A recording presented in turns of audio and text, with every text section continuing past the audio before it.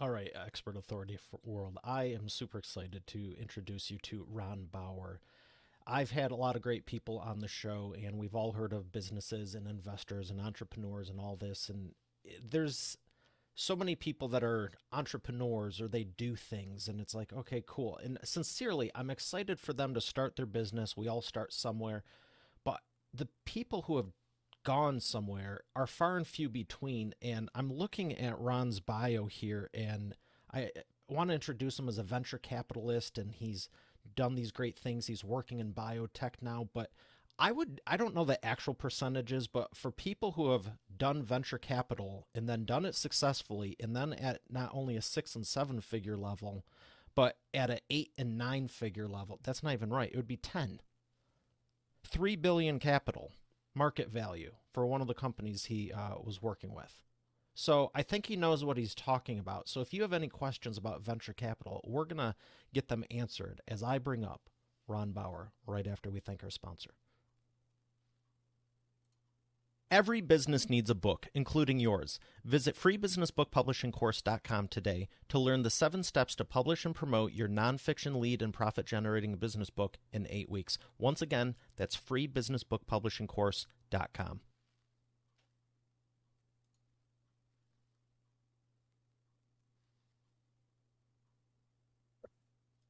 Here he is, ladies and gentlemen, Ron Bauer. Ron, how are you feeling today? I'm feeling good. Thank you. Thank you so much for having me.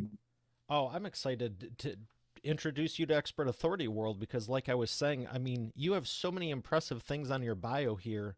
I know you worked in oil, not just like at a gas station or somewhere, but like running a company for billions of dollars, and then you transitioned into some biotech and different things.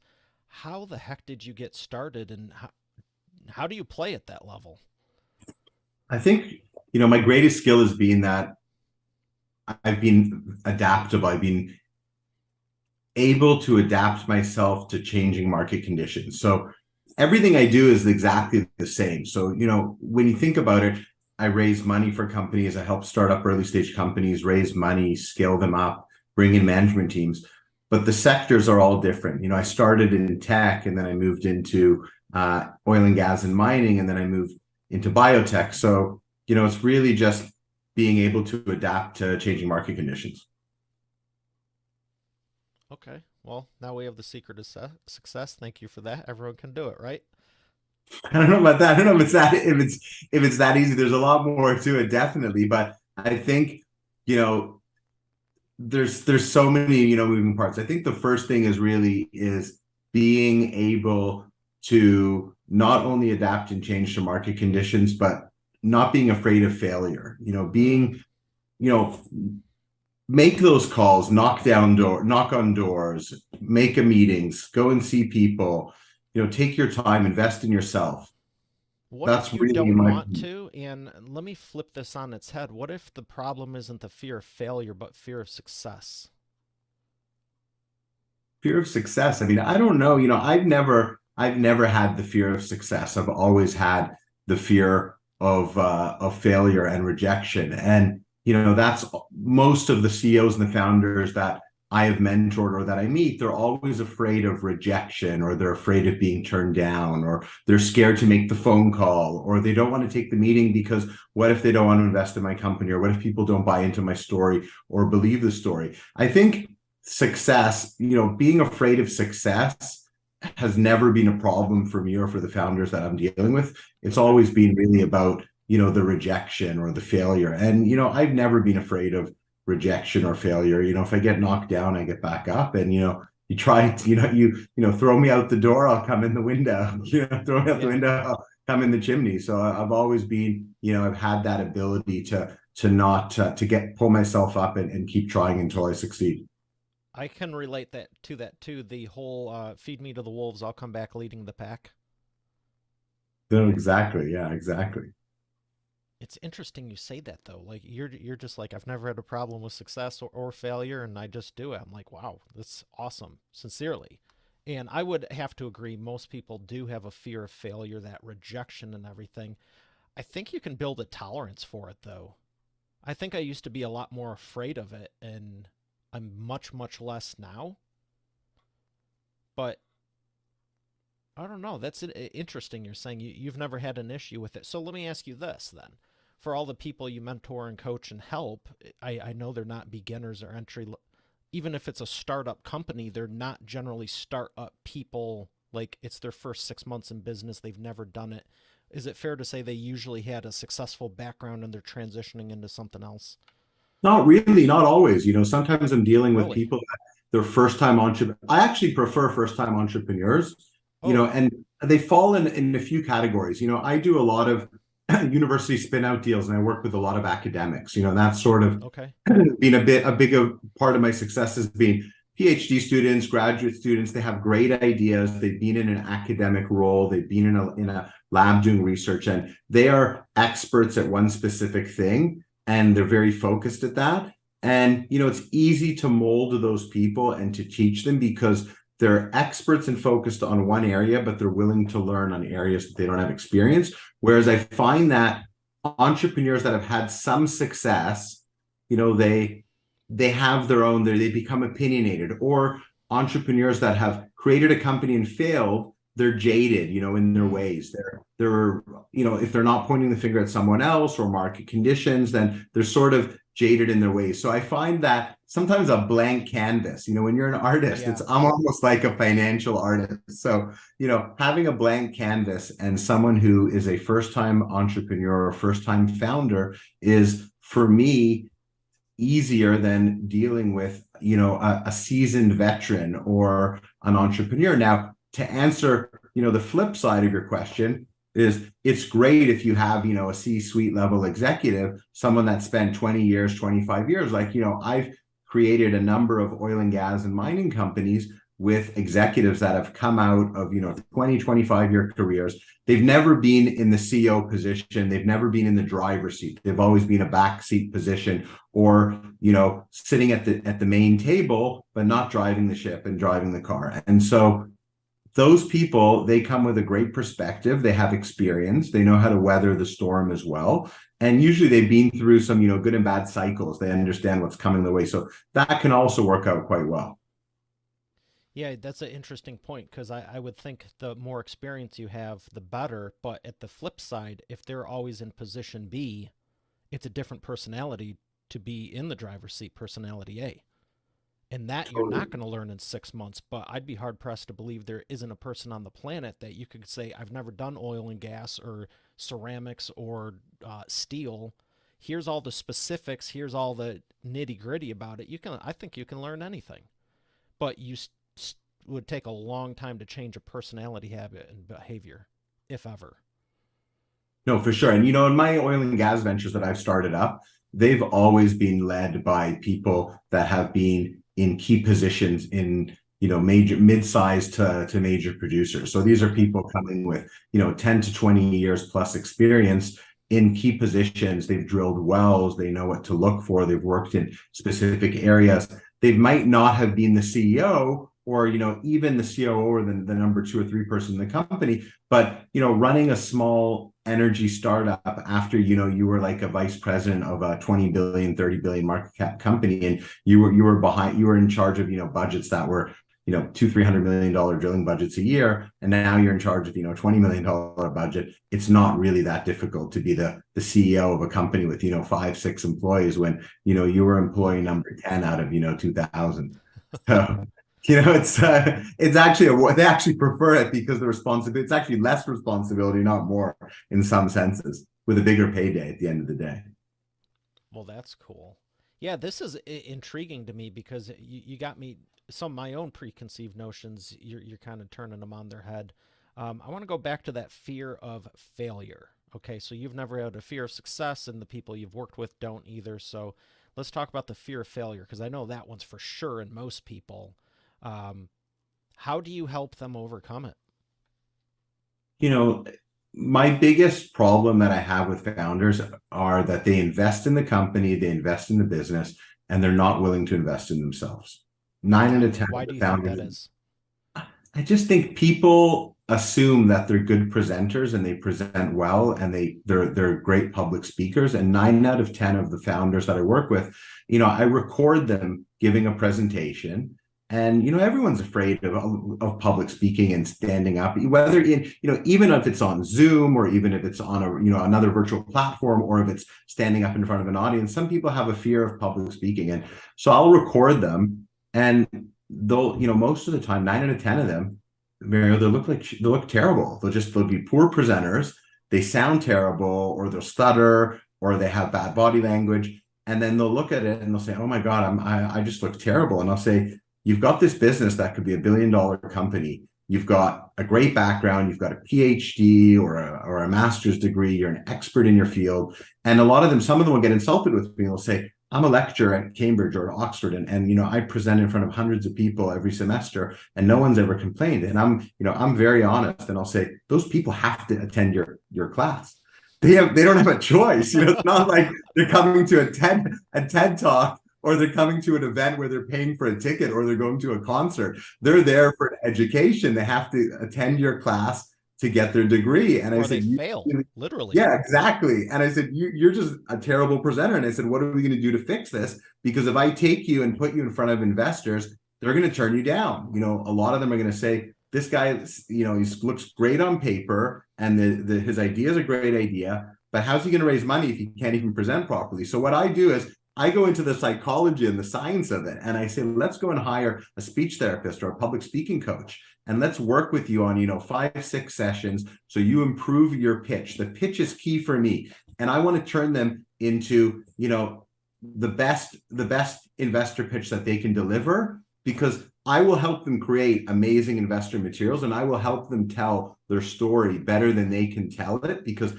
I'm used to hearing thousands of stories and telling thousands over the past 20 years. And so I will help them, but they need to work with me on that matter. And I have a perfect example. I had this PhD student who came to me to raise 150 grand, and I said to them, "Look, you're going to run out of money right away. Let me get you. We're going to raise you $1 million." Okay, so I organized a meeting with investors. We had a breakfast meeting in a fancy restaurant in London. And this PhD student came. First of all, he showed up and he was just disheveled a bit, had like a backpack over him, like he's a student. And I've got people there, hedge fund managers and wealthy investors that are looking to write 100, 200 grand checks.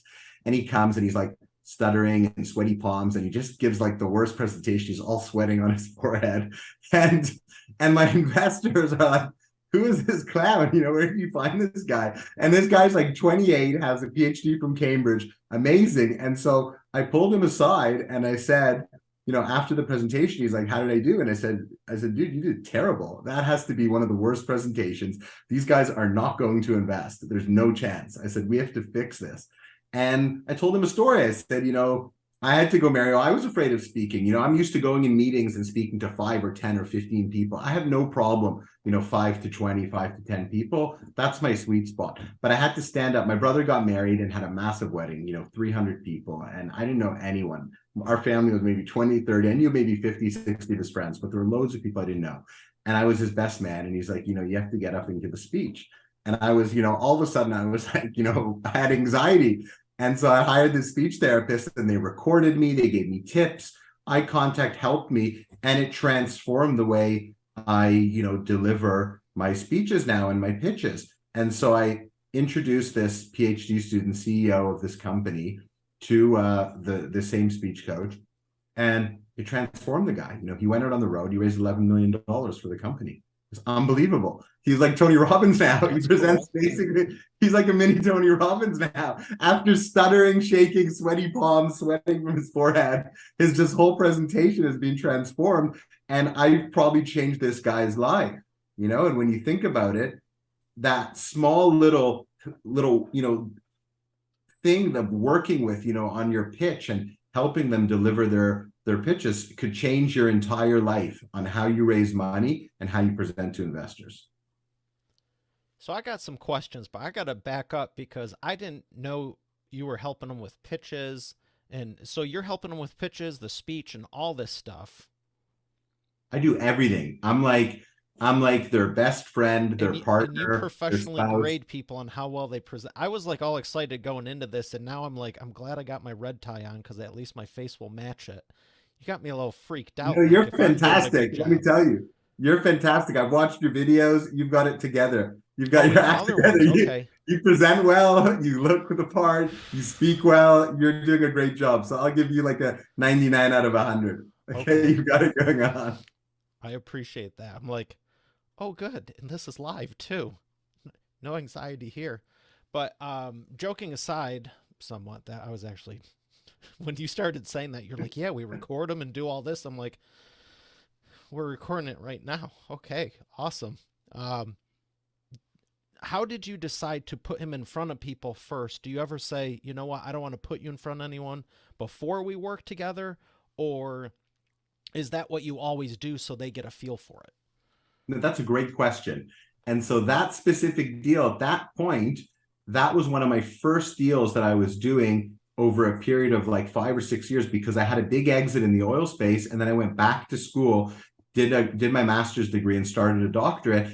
And I started doing then university spin-out companies with Cambridge. And so that was my first deal that I was doing. After that, I learned and I said, hold on now, before I take these CEOs and founders out, because you're 100% right. You only have one first impression. And the last thing I want to do is burn a bunch of investors that could write big checks in the company. So after that embarrassment, and that's an embarrassment to myself as well, because I'm taking this guy out and people are taking the appointment because of my reputation and my experience and who I am. And so I've never made that mistake again. Be rest assured. So that was Now, literally the very, very first one. that was the first type of, Okay. when I transitioned into doing biotech, med tech, fintech, those sort of deals from the resource space. That was my first deal that I did. Yes. Okay.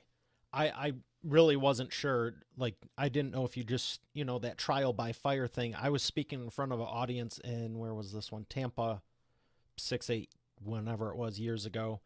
And wanted people, I was talking about video marketing.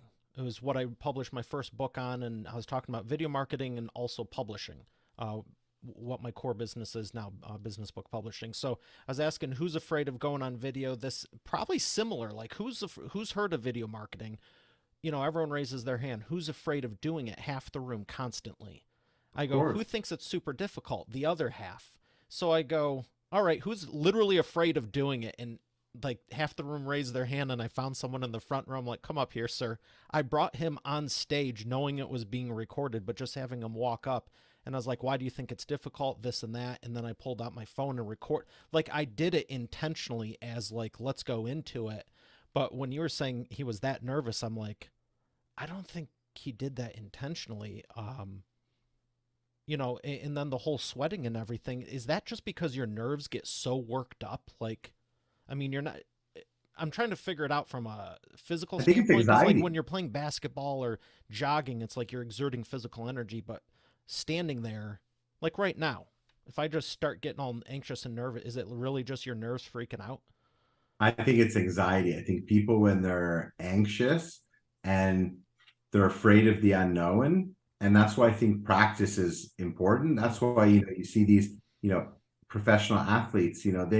They've played in high school and junior leagues. They've played in college. They're playing in the NBA. Of course, if you're in like an NBA finals or the Super Bowl or something, you're going to have some nerves. But we're talking about people that perform at a different level, and I think the same thing is when you look at Fortune 500 CEOs. These are people that are constantly going through training, and you look at people even now, social media, people have coaches to train them on social media because a lot of these CEOs, they're social media is new to them as well. They've been these are guys that are in their like 50s 60s now running massive companies. They were in key positions before the internet.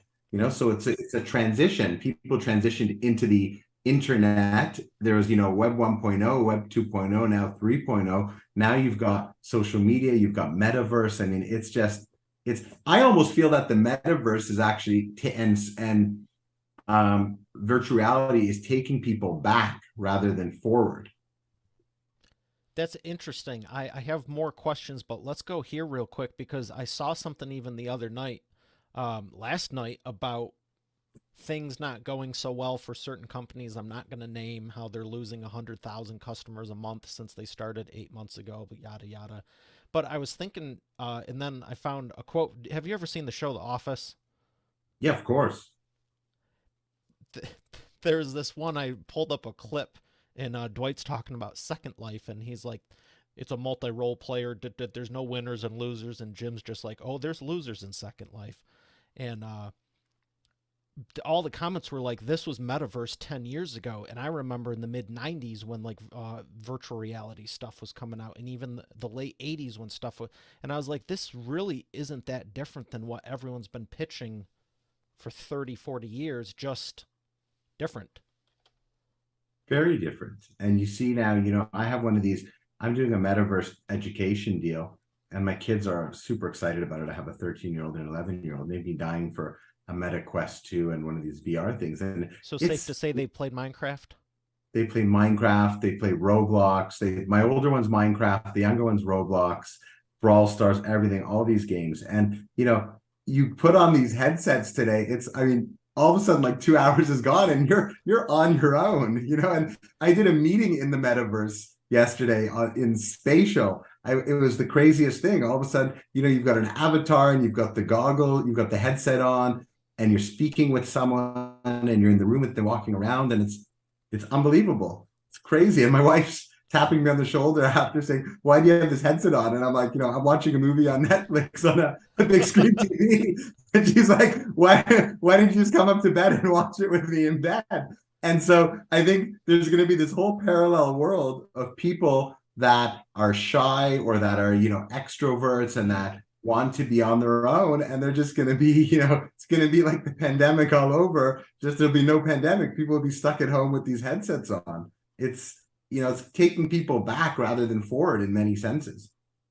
So that's why you think it is. It's creating that you want to be isolated.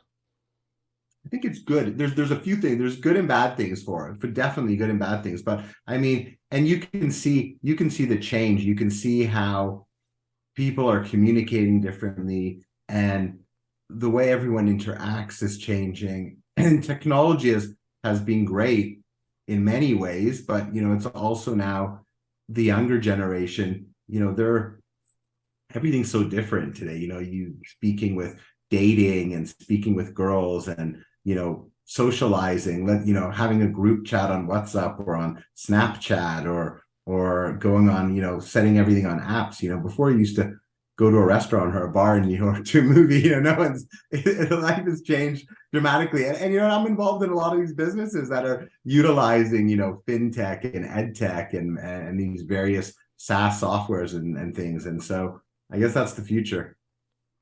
Yeah, that's interesting. I actually, you gave me an idea for like this movie, like, they're all going in through the computers and all this, and it's like, how did they outsmart everyone? It's like they passed a note in class. Exactly. Which I don't even know when that Hour and a really half later, oh, they wrote on paper. Fancy that. it is. It's crazy. And I mean, my kids still read books. I'm a big believer. And I think people like you and we're dying breeds now. And, I think there's actually been I think there's been a resurgence back to holding a book in your hand, and for me, I'm not really, I don't read ebooks or a Kindle. I need to hold a physical hardcover or paperback in my hand and sit down and read it and not have my eyes glued to a screen. And my kids, I really push it into my kids as well. They read, we're all avid readers in the family. And I think there's been a big resurgence.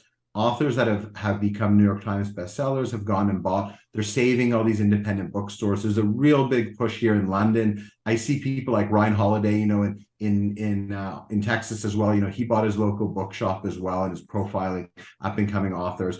And I think it's becoming, there's a big push now for printing hardcover and paperbacks and actually saving these bookstores, not just buying on Amazon or Barnes and Nobles, etc. Yeah, it's interesting. Something else I was reading just probably in the last few days, if not a week, but it was talking about how it was all brick and mortar and then it went online. And now people still are so conditioned with the brick and mortar, they still want it. And now you need a place to return places. So now it's like, oh, did you hear Amazon's opening a bookstore, like a physical thing, or this business is opening a physical location? I'm like, they've had physical locations for 35 years. Then they went bankrupt. Someone else bought them, made them successful again online, and now they're like, "What should we do for next quarter? Oh, let's bring the stores back." Like, No, why they did you are. shut them in the first place? No, So, exactly. It is. It's crazy. It is. so you do a lot with the psychology because even in that scenario, it's like people. I don't feel enough people understand you're dealing with people and their behaviors and habits. Yes.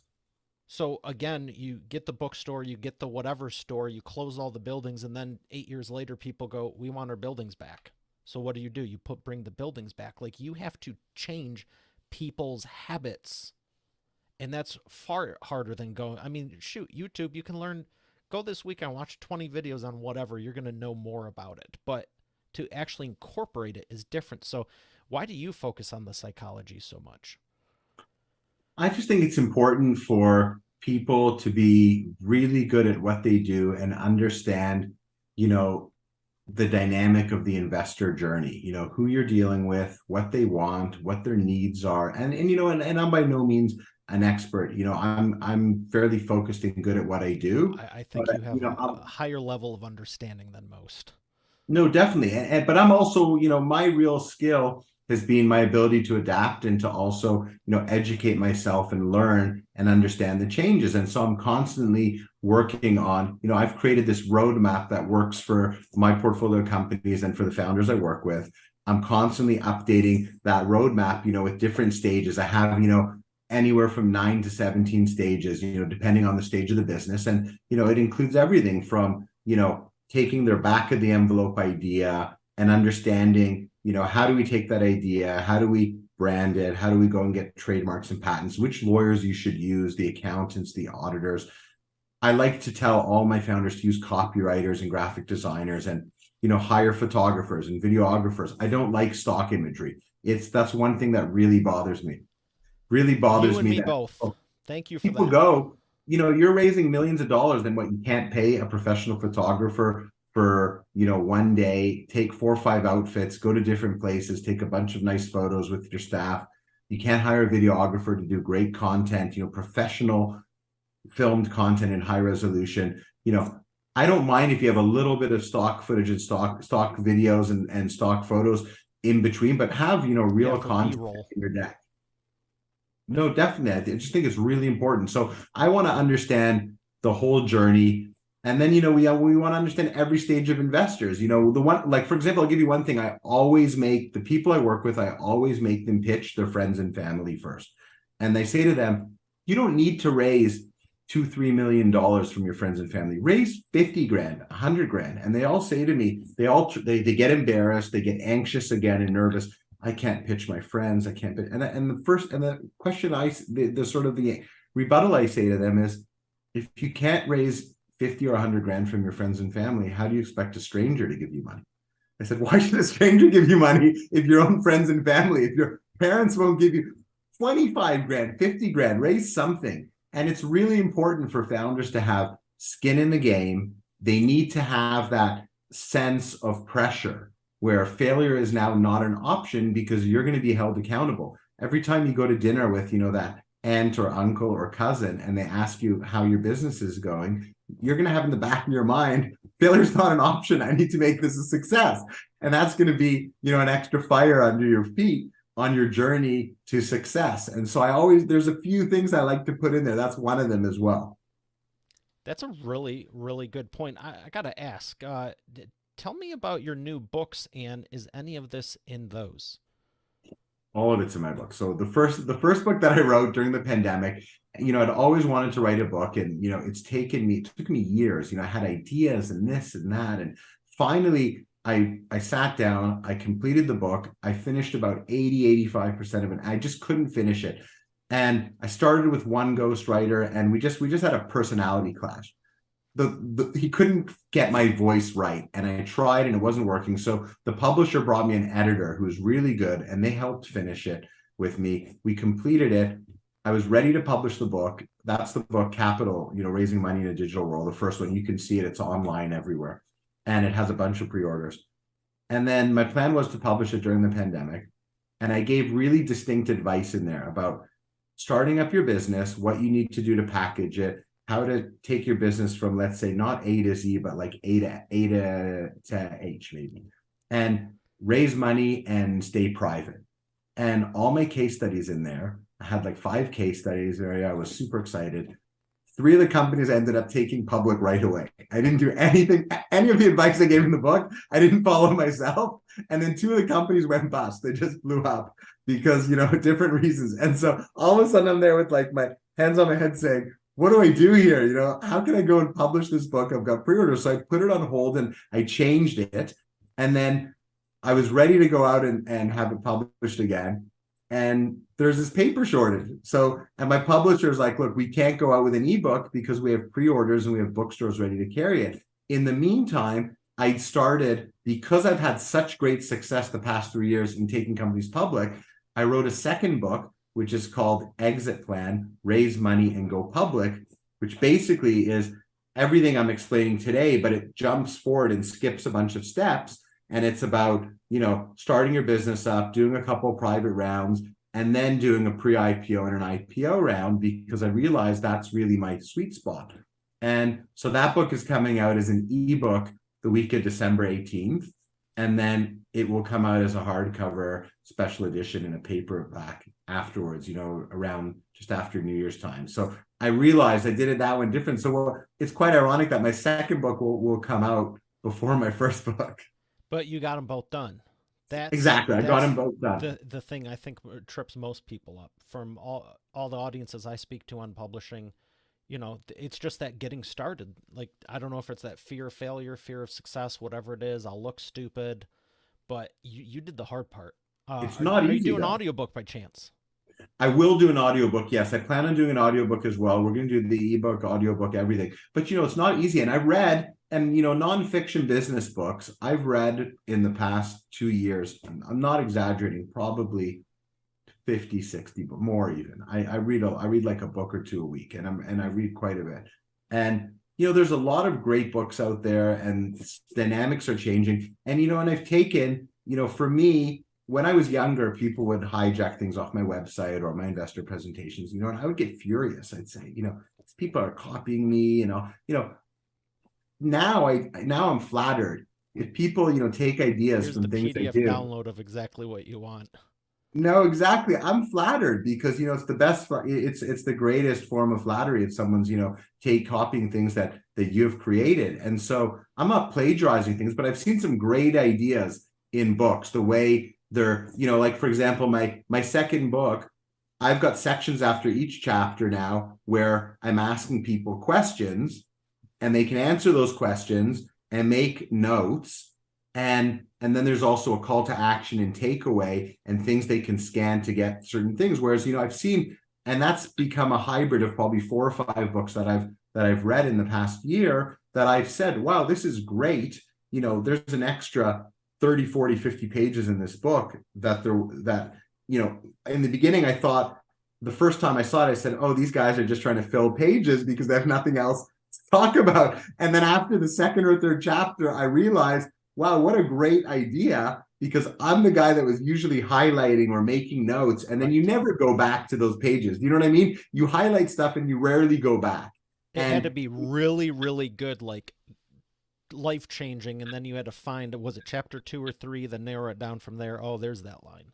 No, so these ideas have just been transformative for me in my second book, and I've gone back to the first book, again, to my publisher's dismay, and made further changes to add certain things, because I've just, I've read some amazing books in the past year. Really, really, really great books.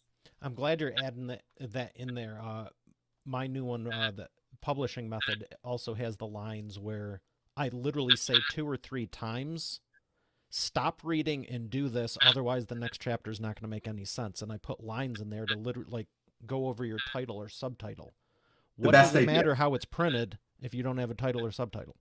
No, and that's the best idea. And I think that, exactly what you're doing now, I've seen the value of having a book, but my book hasn't even hit the bookstore yet. And I get contacted by media to speak at events. I mean, having a book and publishing a book is one of the greatest things that I've done. If I would have known how much it was going to help me at this stage, I'm like 47 now. almost 48 in a couple months.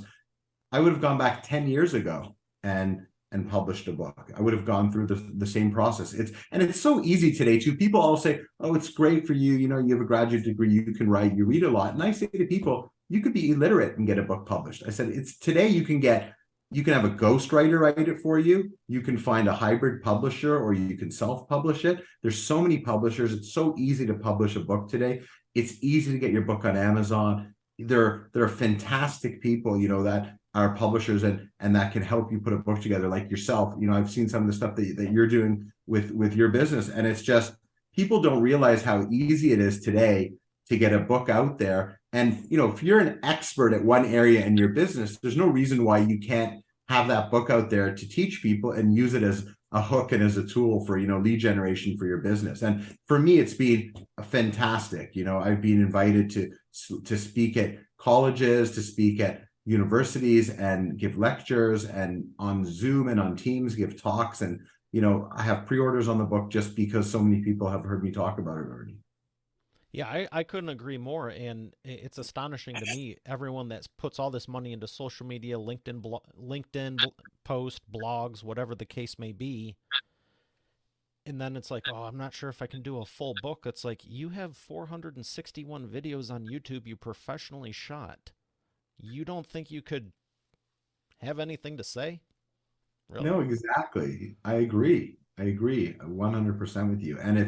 And it's probably one of the best experiences that I've done. It's humbling. It's something that's always going to be there. My kids have read it. It's great, and I read, and I wish I would have, and my plan is now really to probably put out, 3 or 4 books, have like a series of, everything from private companies to go public to startups, and have a sort of a series of 3 or 4 books that help people across the spectrum. Well, I'm glad you're doing it because I want to read them, because obviously you're a wealth of knowledge, but the people you can help and the ripple effect of it. There's so many people, like, I wasn't completely joking. Like, when you're saying about the presentation, I literally was like, I wonder how good I am. What can I do to improve? And, I have my software that I developed 10 years ago to build WordPress websites automatically. I'm not sure if you found that, but I've thought about, like, how could I acquire investors and make this, like, there's a book called Built to Sell. And I was kind of hesitant to read it years ago because it's like, I always want to have my business because I absolutely love what I do. But the point is your business set up in a way that if you were to exit, is it even in a fashion that it would be desirable? And I'm like, huh. And it got me thinking, I don't know if it was 4, 5, 6, 10, whatever. It was a while ago. But it was just like, are you doing stuff now to make it, to get to that point? And then I thought, whether I exit or anything, how much nicer will it be to, like, actually have it systematized and do these different things that it's easier for us, or you could pick it up and go, this is actually useful and it's an asset. No, exactly. And it's a tough one. It's, because I deal with, and that's a constant issue because, I'm dealing with very focused, targeted businesses where I'm dealing with founders that have either created intellectual property or a software or a fintech, or they're working on a therapeutic, a cure for a disease, and everybody has a replacement. I have a replacement. And, listen, leaders of countries get assassinated or replaced, and the country still exists. Mm-hmm. And, so a CEO, he could get fired or replaced or changed, and it happens all day long. And I think that the true success, exactly as you're saying, the true success of a startup or of a business is if the business can succeed and thrive without you. Like, look at Amazon. Amazon is a perfect example. He's gone and hired an entire management team. Same with Microsoft. Microsoft is another example. Oracle. These are companies that are well-oiled machines. Apple, for example, too, is a perfect example. So I think if you can create a product, if you can create a service, if you can create, like Salesforce, if you ask 9 out of 10 people who's the founder and who created Salesforce, they wouldn't be able to tell you. The same with Netflix. And so it's a difficult one. I Netflix think is Read, isn't it? Or is that LinkedIn? yes, it is, but that's LinkedIn. But if you think about it, there are so many so many businesses today that the founders think it cannot succeed without me. And you actually want to be in that position where it succeeds without you. You don't want to be reliant, like you're saying, on a business. Like my business is totally reliant on me. It's I'm a services business. I can't automate what I do. I wish I could automate what I do. I might be able to in the metaverse. Create a, now you have, I don't know if you've seen this, but the latest thing is you have these, what they're called uh, human assistants. They have these companies that create artificial intelligence. They create an avatar. You can create your own avatar, your own voice, and then you can actually record presentations by text in like 50, 60 languages. And it's crazy. And it's almost like a Black Mirror or a Twilight Zone type moment. Wow. I created one of these videos to freak my kids out. And it was like, it was this robot saying, listen to your parents and go to bed at the time, or there will be consequences. And I played it for my kids, and they were like, they turned white, and they're like, how did they know our name? How did they do that? And I'm like, no, that's a robot. They're so good today, you can't even tell. It's just technology is advancing, and it's going to get to a point, unfortunately, where you have people that have anxiety or who are scared that I'm trying to help become Confident. extroverts instead of introverts, and they're going to go and get one of these human these artificial intelligence human robots to create presentations for them, and they'll sit back in the background. Yeah, you got me thinking about the deep fake videos too, where you need like machine learning and engineering and metadata just to decipher them. It's unbelievable the way There was a technology is. whole talk about that in the entertainment industry about like actors like freezing them in time at their prime and then using their likeness in future movies, because if they have like half of, once they have the voice sample and then you can deep fake the body image, face, and everything, it's like we can animate the rest. Okay, well, you're no longer needed. How would you negotiate that deal? I've been in 58 movies this year. I have not left home, and I mean that it's just astonishing what you can do. And I just hope there's more good people like you out there that are doing good stuff with it. But yeah, it's crazy to think like what's possible now. Everything's possible. Technology. I mean, I'm seeing every day advancement in technology, things in the metaverse, and these virtual assistants that are like AI intelligence. Now for example, before I used to go on a live chat, and you would type in, there would be a chat bot, and you would say, oh, I'm not even going to engage with a chat bot. So then they would have a live person, you'd see their photo, and they're communicating with you. Now they have this virtual avatar that it looks like you're speaking to a real person, and you answer a question, and they have it literally within a few seconds. They have like a database of probably 50,000 answers. It has like a tree where if you say this, that's the answer, this, that's the answer. And some of the big companies in the UK are using it. Vodafone is using it. Hmm. One of the biggest cellular operators in the UK, they're using it. Virgin is using it. And the argument is it costs them like 150, 200 grand a year to run an employee that's going to get sick. They're going to complain. They're going to have problems.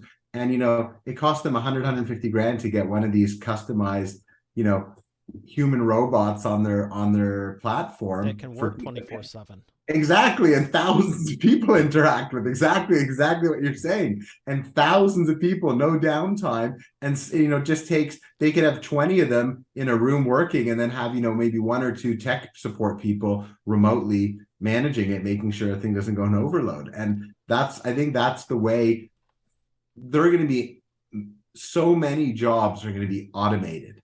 I think there are certain things, like, for example, what I do is very difficult to automate. What you do is very difficult to automate. You still I'm need to trying. publish a book. No, but it's It's difficult. You honestly can't one automate. reason I challenge myself to develop the software, because a lot of public speaking, even writing, it's like to write your own book, you need to write your own book. To give a presentation, I don't know, 5 years from now, but to give that presentation historically in front of a room, you had to be up on stage in front of that room. And I was like, I started thinking a decade or more ago again, what do I do if I'm not here? What can I do that I'm not being graded like, people see, and I appreciate the compliment earlier, like, sincerely. But at the same time, if I'm not able to perform, what can I do that's not reliant on me? And I go, the software either works or it doesn't. I wanted to challenge myself that had nothing to do with my speaking ability, this, that necessarily. And I was like, let's go for it. I had an idea and, same thing. So I think it's great to be at the top of your game and be the expert. But at the same time, yeah, you shouldn't rely on it because anything can happen. And, then what? No, You're toast. you are, yes, definitely. And, you know, technology's changing at, rapid pace, and everything's changing. And, whether it's good and bad, it's good in many ways. Don't get me wrong. I think it's great in many ways, but, there's going to be a whole layer of society left behind. And it's going to be very, to fill that workforce, to fill that gap is going to be extremely complicated, extremely difficult. I think the upside to it would be how you said it's hard to automate what I'm doing. That's awesome. It was like so and so company wants to increase the minimum wage, and there's this whole big to do, and then finally they gave into the pressure, and then like not 45 days later, it's like such and such rolls out automated machines, and then there was a meme that was like employee of the month, and it was the checkout register.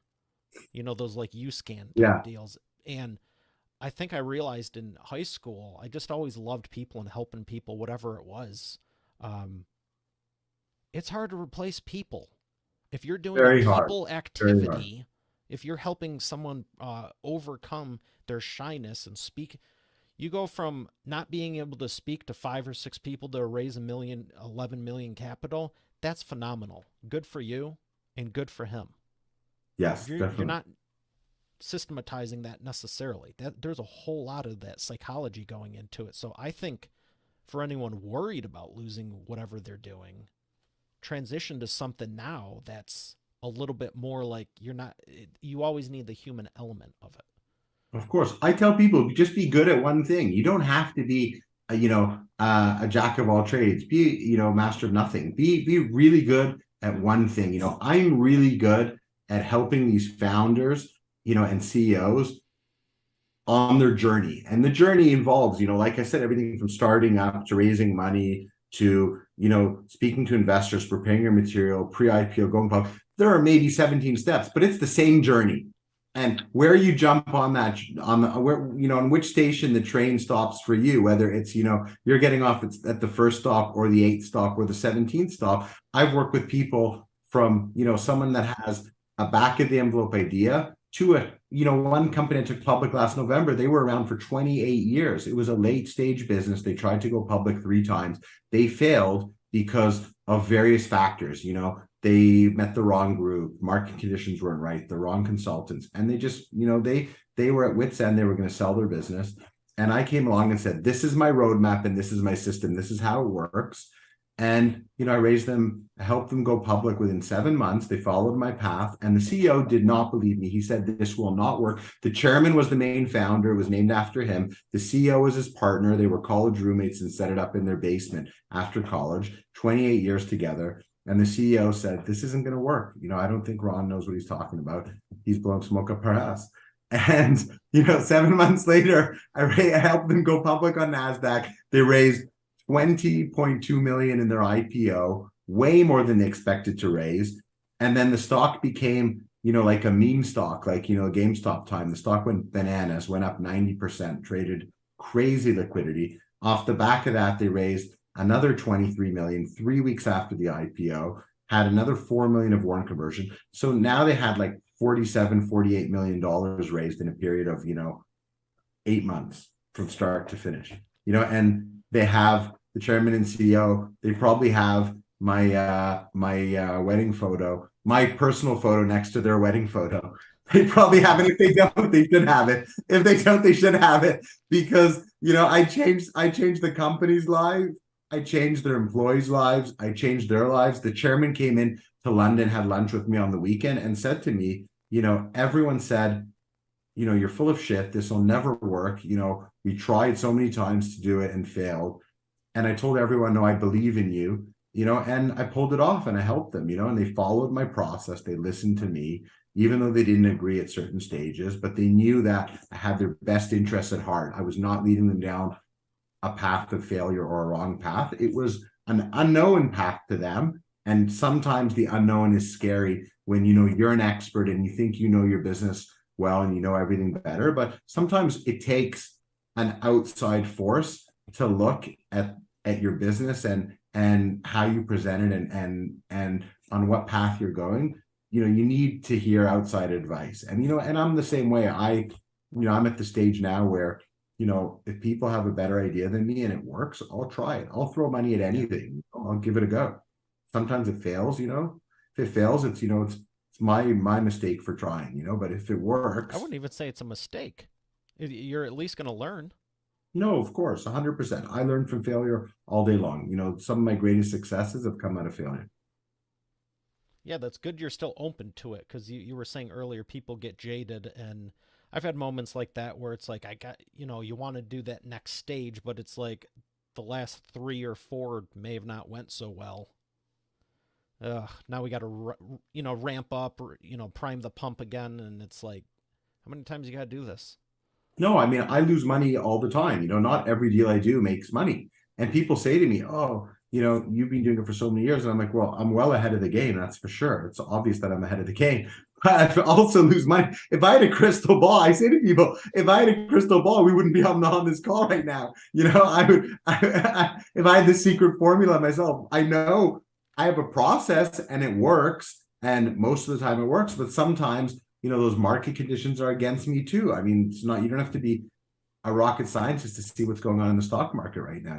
It's not the greatest market out there, and it's more difficult, but we're still raising money and we're still doing deals. Just valuations are different, and you might have to make 20 calls to get that one investor instead of 10 calls. Yeah. But there's greater chance of rejection, but you just have to work harder.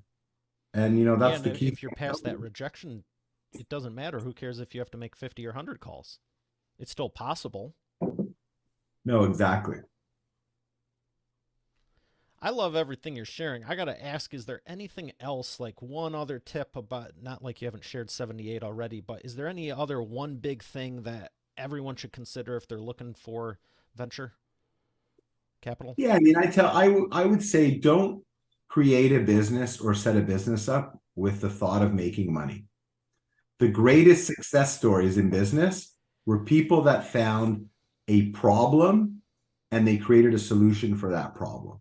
So everyone, all the most successful entrepreneurs, like you look at like Elon Musk, look at Bill Gates, look at Larry Branson. Ellison. Sorry, Branson too. Branson originally, a lot of people don't realize Branson started with a record store, right? He didn't start, he has tons of business. So I think the key is be passionate, have charisma, love what you do, create. My father said to me when I was in, finishing, when I was in high school and I was about to go into university, I asked him, I said, what should I study? Should I be a lawyer? Should I be, you're a good Jewish boy, you're either a lawyer or you're a dentist, you're a doctor, and you need a profession or an accountant. And my father said to me, do what you love. It doesn't matter. Just be happy, be good at what you do, enjoy it, wake up every morning, doing something that you enjoy. The money will follow. If you're good at what you do and you enjoy what you do, the money will follow. And always have gone into business ventures. I've never thought when I've helped co-found or I've partnered with people, I never think, oh my God, I'm going to make $1 million on this deal or $5 million. The deals that you think you're going to make money on are the ones you make no money or they go to shit and you lose money. And the ones that I've never gone into at all thinking about money, I've made the most money, and I'm grateful for it. And I think that's the key is be grateful, have compassion, be charismatic, and, do the things you love when you create a business. Don't think about making money. That's probably the biggest advice I can give to people is create a business without thinking about how much money you're going to make. That's when you'll make the most amount of money. I love that. I appreciate you for sharing it. I'm smirking because venture capitalists, best piece of advice is don't think about the money. So, um, the irony doesn't get past me there, but I think it's true too. Like if you, I think there's points where it's like nothing makes sense. It might not be going well, and unless you have a deep passion for it, what's going to keep you going? No, exactly. 100%. You hit it spot on. I have one question for you regarding the Wheel of Whatever. Yellow or black? Yellow. Did I get it right? There we go, yellow. If you weren't doing this, what job would you choose? Or profession? Well, that's a tough question, very tough question. If I wasn't if I wasn't a venture capitalist and I wasn't working on the deals I would do, I don't know. I would probably be a teacher. I love teaching people and educating people. I consider that I'm like an educator and a teacher right now with CEOs, but I would probably be a teacher in school and help kids and help educate uh, children. I just think I feel like I would be good at giving back to people. Good for you. Would it still be in finance? I don't think it would be in finance. It might be in history. I read a lot. It might be in various other things, but I don't think it would be in business or in finance. No. Okay, that's fair. We are going to thank our sponsor and come back for the imperfect action round. You're already the expert, but have you transformed your expertise into a tangible asset that will generate and qualify leads while increasing profit for you 24/7? And if so, how well are you promoting it? With the Expert Authority Effect publishing method, it's easier and faster than ever. Visit freebusinessbookpublishingcourse.com today to learn the 7 steps to publish and promote your nonfiction lead and profit generating business book in 8 weeks.